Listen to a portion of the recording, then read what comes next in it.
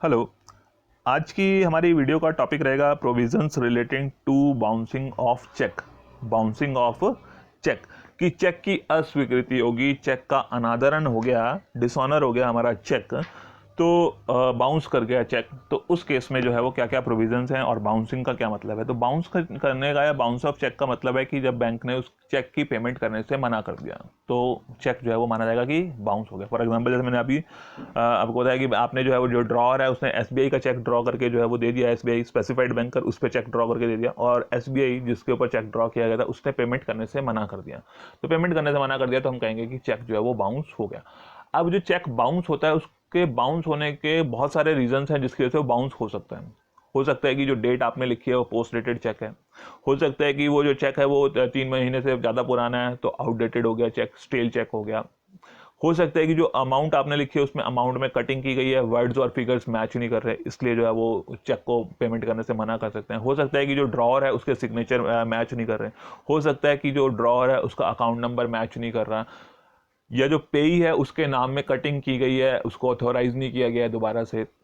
तो इस तरह से मल्टीपल रीजंस हैं जिसकी वजह से जो है वो चेक की पेमेंट करने से बैंक मना कर सकता है। बट उसमें से एक जो बहुत इंपॉर्टेंट चीज़ आती है कि जिसमें जो है वो चेक, क्योंकि अगर चेक बाउंस होता है तो जो पर्सन है, जिस जो पेई है जिसको उस चेक के ऊपर पेमेंट मिलनी है, तो उसको बहुत मुश्किल का सामना करना पड़ता है अगर जो है वो चेक डिसऑनर हो जाता है। तो उसमें से एक इंपॉर्टेंट जो चीज़ रहती है that is insufficiency of funds की वजह से कि एक कारण ये भी हो सकता है कि जो जिसने जो ड्रॉअर है उसके अकाउंट में सफिशिएंट बैलेंस नहीं है, इस वजह से चेक डिसऑनर हो गया। तो बाकी तो दूसरी मिस्टेक्स हैं, कई बार हो जाती हैं, गलती से छूट गई, चीज़ रह गई, गलत होगी, कटिंग होगी, तो वो चीज़ें अलग होगी। बट इन केस कि अगर जो है चेक डिसऑनर हुआ है, बाउंस हुआ है due to insufficiency of fund, तो उसको जो है वो एक क्रिमिनल ऑफेंस जो है वो माना जाता है। क्या है कि अगर जो है वो चेक को डिसऑनर हुआ है और उस जो डिसऑनर का रीज़न है कि उसमें जो है वो इनसफिशिएंसी ऑफ फंड्स की, जो ड्रॉअर है उसके खाते में सफिशिएंट बैलेंस नहीं है, इस वजह से जो है वो चेक डिसऑनर हुआ है, तो उसको जो है अब जो है वो एक क्राइम जो है वो माना जाता है, ऑफेंस जो है वो माना जाता है कि उसने जो है वो ऑफेंस किया है, जुर्म किया है, और उस जुर्म की जो है उसको सजा मिलती है। तो उसके लिए जो है वो हमारे पास इससे रिलेटेड जो प्रोविजंस हैं वो सेक्शन 138 से लेके 147 में जो है वो बताए गए हैं। तो ये कह रहे हैं कि if the check dishonor of check is due to insufficiency of funds in the drawer's account, such person shall be deemed to have committed an offense। तो उसने माना जाएगा कि उसने कोई जुर्म किया है, और the penalty of such offense can be imprisonment for the term of 2 years, 2 साल तक की उसको सजा हो सकती है, और या फिर जो है उसको फाइन हो सकता है up to twice the amount of the cheque, कि जितनी भी अमाउंट का उसने चेक इशू किया है उससे डबल अमाउंट तक का उसके ऊपर जो है वो जुर्माना लगाया जा सकता है। तो और या फिर यह है, दोनों चीज़ें उसके ऊपर हो सकती हैं। तो ये माना जाएगा कि उसने जो है वो जुर्म किया है अगर उसका चेक जो है वो in due to insufficiency of funds की पर्याप्त बैलेंस उसके खाते में नहीं है, तो उसकी वजह से अगर चेक बाउंस होता है तो उसको हम कहेंगे कि उसने जुर्म किया है, और उस जुर्म की सजा जो है उसको मिल सकती है 2 साल तक की जेल, या फिर जितनी भी अमाउंट का चेक दिया है उससे डबल अमाउंट, या दोनों चीज़ें भी जो है वो उसको सजा के रूप में दी जा सकती हैं। तो ये जो सज़ा उसको मिलनी है तो इसके लिए कुछ कंडीशंस जो है वो सेटिस्फाई होनी चाहिए। तो जब कंडीशन सेटिस्फाई होंगी तो उसको मेंशन किया गया है सेक्शन 138 में। तो 138 की जब कंडीशन सेटिस्फाई होंगी तभी जो है वो उसका जुर्म माना जाएगा कि उसने जुर्म किया है, उसने वो ऑफेंस किया है, और उस ऑफेंस की उसको सजा मिलेगी। तो पहली बात, dishonour due to insufficiency of funds, कि जो डिसऑनर हुआ है वो चेक वो उस ड्रॉअर के खाते में जो है वो सफिशिएंट बैलेंस नहीं था, इसलिए जो है वो चेक डिसऑनर हुआ है। जैसे मैंने बताया था कि और भी मल्टीपल रीजंस हैं, बट जो उस टाइम पे चेक डिसऑनर होने का रीजन है वो क्या है कि इनसफिशिएंसी ऑफ फंड्स, उसके खाते में पर्याप्त मात्रा में धन नहीं है। दूसरी बात, cheque issued for legally enforceable date, कि जो चेक इशू किया गया था वो किसी लीगली एनफोर्सिएबल डेट के लिए किया गया था, कि कानूनी तौर पर जो है वो आप वो राशि जो है वो उस पर्सन से प्राप्त करने के अधिकारी हैं, उसके लिए जो है वो चेक इशू किया गया था, वो भी होना जरूरी है। तीसरी बात, has been presented by the payee within the period of validity. Period of validity जैसे आपको पता है कि जो है वो 1/4/2012 से जो है चेक की वैलिडिटी जो है वो 6 मंथ से घटाकर 3 महीने कर दी गई है। तो यानी कि कहने का मतलब कि प्रेजेंट सिनेरियो में जो चेक की वैलिडिटी है दैट इज 3 मंथ्स। तो विद इन 3 मंथ्स जो है उसको प्रेजेंट किया गया है बैंक के पास, तभी जो है वो इसके अंडर कवर किया जाएगा। Given notice demanding payment with in 30 days on receipt of information of dishonour, कि जैसे ही उसको वो इंफॉर्मेशन मिली है, डिसऑनर की इंफॉर्मेशन मिली है, उसके 30 डेज के अंदर अंदर जो है उसने एक नोटिस जो है वो ड्रॉर को दिया है कि जी आपका ये चेक डिसऑनर हो गया और मेरी पेमेंट कर दी जाए। तो इस तरह का एक नोटिस जो है उसने विद इन 30 डेज जो है वो उसको सर्व कर दिया है। तो या पेई जो होल्डर इन ड्यू कोर्स है, जो भी होगा उस टाइम पे, तो जिस को वो पेमेंट मिलनी थी, तो उसकी ड्यूटी बनती है कि वो विद इन 30 डेज, जब उसको डिसऑनर का नोटिस मिल गया उसके 30 दिन के अंदर अंदर जो है वो एक इंफॉर्मेशन जो है वो भेज दे ड्रॉर को कि आपका जो है वो चेक डिसऑनर हो गया और आप जो है वो मेरी पेमेंट कर दें। Drawer is liable if he fails to make the payment within 15 days, कि जब उसको नोटिस मिल गया है तो उस नोटिस पीरियड के 15 दिन के अंदर अंदर उसकी ड्यूटी बनती है कि वो जो है वो उसकी अमाउंट पे कर दे। तो अगर वो पेमेंट कर देता है 15 दिन में तो जो है ये ऑफेंस जो है उसका खत्म हो जाता है। बट इन केस की वो 15 डेज जो उसको नोटिस पीरियड के बाद जो है वो टाइम मिला हुआ है, तो अगर वो 15 दिन के अंदर भी पेमेंट नहीं करता है, उस नोटिस के मिलने के 15 दिन के बाद तक भी पेमेंट नहीं करता है, तो फिर उसका ऑफेंस जो है वो प्रूव हो जाता है। Then payee should have made a complaint within 1 month of the cause of action arising under section 138। तो अगर जो भी उसने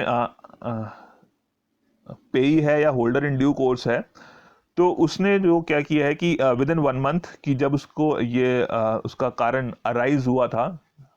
डिसऑनर का, तो कार्रवाई करने के लिए जो उसका जो कारण अराइज हुआ है, तो उसके 1 महीने के अंदर अंदर जो है जो कॉज ऑफ एक्शन जो उसका अंडर सेक्शन 138 अराइज होता है, उसके 1 महीने के अंदर अंदर उसको कंप्लेंट फाइल करना जरूरी है। तो अगर इसके बाद वो कंप्लेंट फाइल करता है तो उसका राइट जो है वो खत्म हो जाता है। तो विद इन 1 मंथ जो है उसके पास जो है वो टाइम है पेई के पास, होल्डर इन ड्यू कोर्स के पास, कि वो चेक के डिसऑनर के बाद जो है जब भी कॉज ऑफ एक्शन अराइज होता है तो उसके 1 महीने के अंदर अंदर जो है वो अपनी कंप्लेंट जो है वो फाइल कर दे।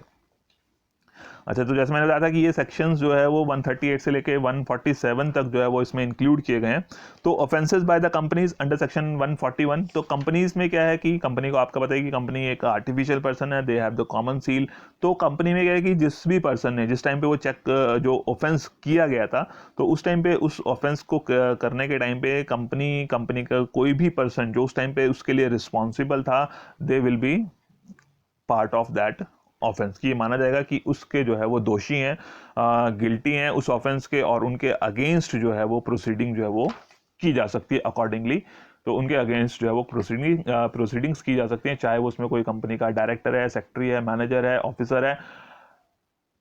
कंपनी है, तो वो सभी कलेक्टिवली भी अलग अलग भी जो है वो जो भी उस टाइम पे लायबल हैं उनके अगेंस्ट जो है वो प्रोसीडिंग्स की जा सकती हैं। बट इन केस की इसमें एक और प्रोविजन ऐड किया गया है सेक्शन 141 में कि एक्स ऑफिशियो डायरेक्टर्स जो हैं, एक्स ऑफिशियो डायरेक्टर्स हैं, उनको इससे एग्जाम्पशन दी गई है। तो एक्स ऑफिशियो डायरेक्टर्स की जिनको जो है वो गवर्नमेंट नॉमिनेट करती है, कि कुछ हो सकता है कि गवर्नमेंट ने जो है वो सेंट्रल गवर्नमेंट ने, स्टेट गवर्नमेंट ने या किसी फाइनेंशियल इंस्टीट्यूशन ने कुछ अपने नॉमिनीज जो है वो अपने नॉमिनेट किए हैं persons for the director of the company. तो अगर उस टाइम पे उनके पास चार्ज था किसी सिचुएशन में, तो उनको जो है वो इस प्रोसिक्यूशन के लिए, ऑफेंस के लिए जो है वो लायबल नहीं ठहराया जा सकता। देन कग्निजेंस ऑफ ऑफेंस की जो कोर्ट्स की नॉलेज में कब माना जाएगा, कि कोर्ट की नॉलेज में कब आ गया है वो ऑफेंस, कब उसकी जानकारी में आ गया। तो कग्निजेंस का मतलब है कि उसकी नॉलेज में, अवेयरनेस में कब माना जाएगा कि उसकी अवेयरनेस में आ गया। तो अवेयरनेस में तब माना जाएगा कि जब उस कोर्ट के पास जो है वो इन राइटिंग जो है वो कंप्लेंट आ गई है, कि कोई भी कोर्ट जो है वो तब तक ये नहीं मानेगी कि वो ऑफेंस हुआ है जब तक कि उसके पास उसके लिए एक रिटर्न में कंप्लेंट जो है वो पेई से या फिर जो है वो होल्डर इन ड्यू कोर्स से जो है वो रिटर्न कंप्लेंट नहीं आएगी। दूसरी बात कि जो कॉज ऑफ एक्शन जब अराइज हो गया है, तो कॉज ऑफ एक्शन के अराइज होने से 1 महीने के अंदर अंदर जो है उसने कंप्लेंट फाइल कर दी है। तीसरी चीज कि ये जो बाउंसिंग ऑफ चेक के जो केसेस हैं, तो या तो फिर वो मेट्रोपॉलिटन मैजिस्ट्रेट या फिर judicial magistrate of class 1 judicial magistrate या मेट्रोपॉलिटन मैजिस्ट्रेट, उससे कम वाला कोई भी जज जो है वो उसको ऑफेंस को उसकी सुनवाई नहीं कर सकता। तो जब ये तीनों चीज़ें कंडीशंस पूरी होंगी तभी अब जो है उसकी कॉग्निजेंस ऑफ ऑफेंस माना जाएगा कि वो ऑफेंस जो है वो कोर्ट की नज़रों में आ गया है, कोर्ट को अवेयर करा दिया गया है, कोर्ट की नॉलेज में लाया गया। तो क्या क्या कंडीशंस बताई कि एक तो रिटर्न कंप्लेंट होनी चाहिए, विद इन 1 मंथ होनी चाहिए, और मेट्रोपॉलिटन मैजिस्ट्रेट और जुडिशियल मैजिस्ट्रेट ऑफ क्लास 1 उनसे कम वाले के पास जो है इसकी सुनवाई नहीं की जा सकती। देन इससे रिलेटेड कुछ एडिशनल प्रोविजंस हैं डिसऑनर ऑफ चेक से रिलेटेड। तो ये 143 से लेके 147 के बीच में मेंशन किए गए हैं। Power to court to try cases summarily, कि समरली जो है उनको जो है वो कोर्ट में जो है वो केसेस की सुनवाई करनी है, और डे टू डे बेसिस पर उनको जहाँ तक प्रैक्टिकल हो सके, संभव हो सके, उनको क्या है कि उसकी डे टू डे बेसिस पर उनकी सुनवाई करनी है। विद इन 6 मंथ्स जो है कोशिश करनी है कि उसको जो है वो फाइनलाइज कर लिया जाए, कंक्लूजन पर पहुंच लिया जाए कि किस तरह से जो है वो उसका डिसीजन दिया जाना है। और उसमें क्या है कि वो मैक्सिमम जो भी उसके मैजिस्ट्रेट्स हैं उस केस में, मेट्रोपॉलिटन मैजिस्ट्रेट या जुडिशियल मैजिस्ट्रेट ऑफ क्लास 1, वो जो सज़ा दे सकते हैं वो मैक्सिमम 1 ईयर तक की, और एक अमाउंट जो है वो फाइन की उनके ऊपर 5000 रुपीज़ तक की जो है उनके ऊपर इम्पोज कर सकते हैं। ये सेक्शन 143 में मेंशन किया गया। Mode of service of summons, जो समन्स दिए जाते हैं, कोर्ट का जो है वो आदेश जो है उनको दिया जाएगा, तो वो जो समन्स हैं वो मजिस्ट्रेट की तरफ से दिए जाएंगे थ्रू स्पीड पोस्ट, और ऐसी कोई भी कोरियर सर्विस जो जिसको जो है वो सेशन कोर्ट ने जो है वो अप्रूव किया है उसके थ्रू उनको दिए जाएंगे। और इन केस की हो सकता है कि वो जो पर्सन है जिसको वो समन दिया गया है वो समन लेने से मना कर दे, हो सकता है रिफ्यूज़ कर दे कि ये मेरा नहीं है या मैं इसको रिसीव नहीं करता। तो अगर उसने समन रिसीव करने से मना कर दिया है तब भी ये माना जाएगा कि कोर्ट ने समन इशू किया था और उसको जो है वो समन मिल गया। तो आप जो है वो समन को रिफ्यूज़ करके जो है ये नहीं बच नहीं सकते उससे। कहने का मतलब है कि जो जिसने ऑफेंस क्रिएट किया है वो उससे बच नहीं सकता कि उसको समन नहीं मिला। देन एविडेंस ऑन एफिडेविट, जो कंप्लेनेंट है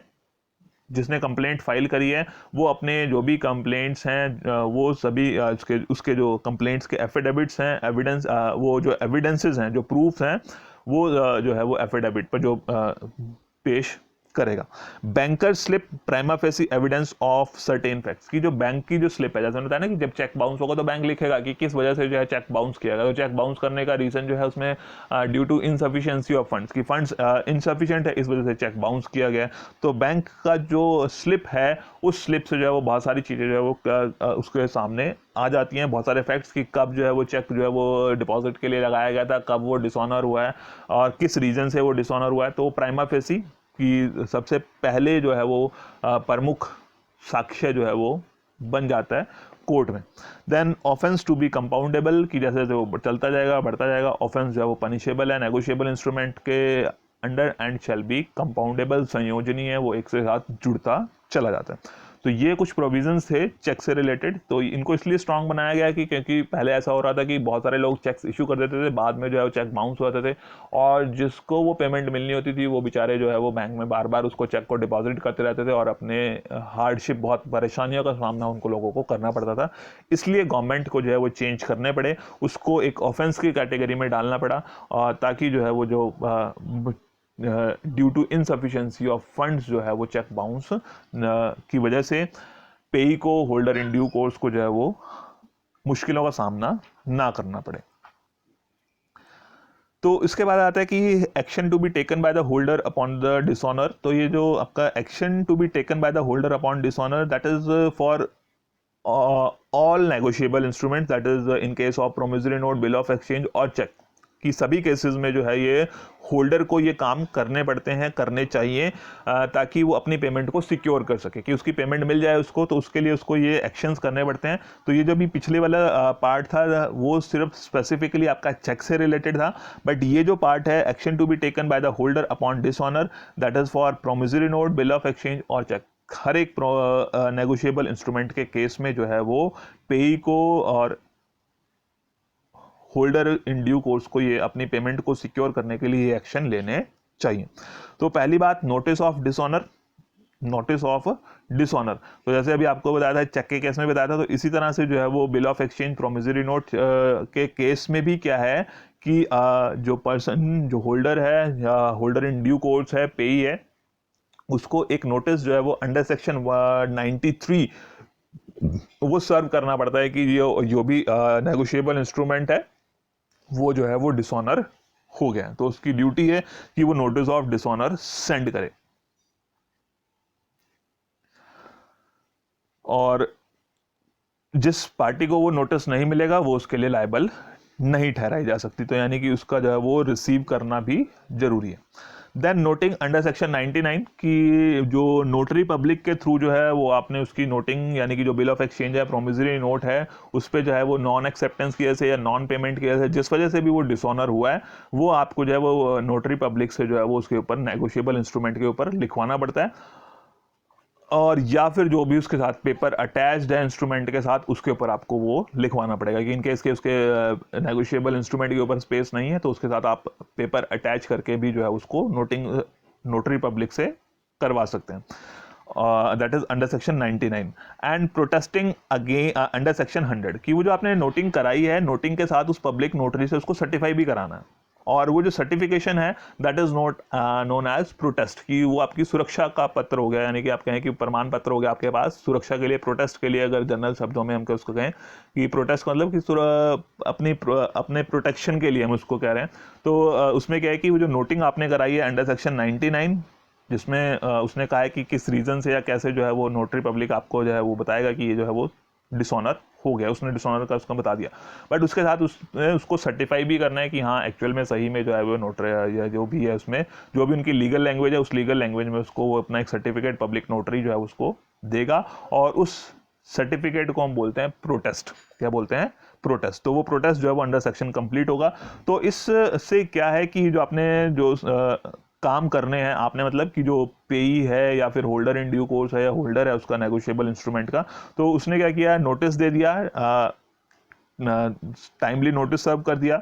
नोटिस डिस्ट्रीब्यूट हो गया, फिर उसने नोटिंग करवा ली उस नेगोशिएबल इंस्ट्रूमेंट पे, साथ में अपना एक सर्टिफिकेट जो है वो उसका पब्लिक नोटरी से ले लिया है। तो उससे क्या होगा कि वो सिक्योर रहता है कि उसकी पेमेंट जो है वो सिक्योर हो सकती है कि कल को अगर उसने जो है वो, मतलब कल को मतलब कि उसने जो है वो इनकेस की कोर्ट में केस फाइल करना है तो वो उसके बेसिस पर कोर्ट में केस फाइल कर सकता है फॉर सूट ऑफ मनी, कि जो उसका अमाउंट ड्यू है उस नेगोशिएबल इंस्ट्रूमेंट पे, वो नेगोशिएबल इंस्ट्रूमेंट पे जो है वो अमाउंट रिसीव कर सकता है। तो ये जो नोटिंग है या जो प्रोटेस्ट सर्टिफिकेट है, ये जो है एक लीगल एविडेंस